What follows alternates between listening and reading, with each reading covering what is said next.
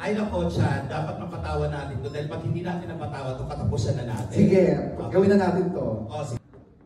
Oh, kita mo, nakalimutan mo. Hindi ka nagtanong eh. Hello! This is your Mr. Lifehack, Hans Christian Galendez. At samahan niyo ako sa MediaCon at advanced screening ng 2 episodes ng LOL Last One Laughing ng Prime Video. Thank you so much!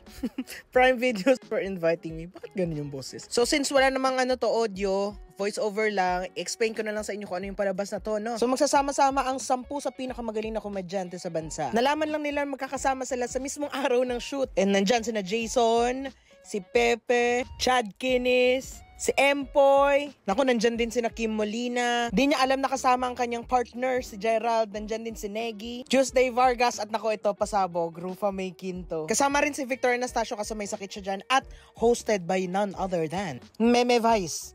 Vice ganda. Kung mahusay na komedyante ito, ay may sariling brand ng comedy na ipapamala sa ating lahat.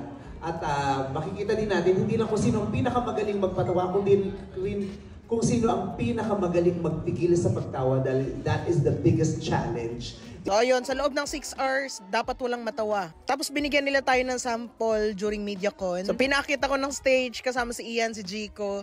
Tapos dapat hindi nila kami mapatawa. Ayan, basta panoorin nyo na lang ito. Ay nako, Chad, dapat mapatawa natin to dahil pag hindi natin napatawa to, katapusan na natin. Sige, gawin na natin to. Oh, sige, mauna ka na. Sige, ikaw naman. Hindi, mauna. Ako na bahala sa pamilya mo. Okay, knock knock. Who's there? UP. UP who? Happy birthday to you, happy birthday to you, happy birthday, happy birthday, happy birthday to you. O, nasa yung UP? UP. Alright, time's up! Time's up! So, okay,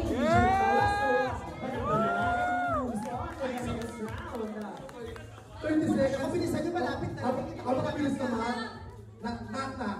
Who's there? Sa kanya may bato yung naknak ko. Knock. Too many walls. Too many walls. Eyes, baby. Nasaan yung walls doon? Ding, puro ding. Ay, okay, try ko. Tignan mo to. Tignan mo. Makakalimutan mo si Junjun. O, kita mo, nakalimutan mo. Hindi ka nagtanong eh.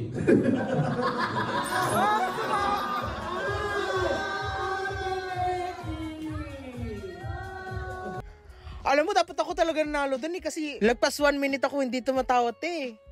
Joke lang. Pero grabe ang hirap nun. Magsasama-sama kayong 10 pinakamagaling na komedyante sa bansa tapos hindi ka pwedeng tumawa in 6 hours. Ay naku, gagawin para sa 1 million kasi 1 million ng prize pala dito. Kaya direct, ready na po ako maging cast ng season 2. Huy! And then after that, tumuloy na kami para panoorin ng first 2 episodes. Dito pala kami sa Okada, Diyos ko, hindi ko pa na-mention kanina. During MediaCon pala na sabi din nila, may feeling sila na magiging controversial din to. Kasi nga, di ba, dahil sa cancel culture. Kaya na-mention nila na pumili ka ng komedya na kaya mong i-take. Kasi hindi lahat ng types of comedy magugustuhan mo. And that's the reason kaya iba't ibang klase silang comedian na sinama sa show. And ayun na, after party, tagay-tagay kami. Diyos ko naman. Nakakaloka yung mga comedian na natanggal agad, Diyos ko.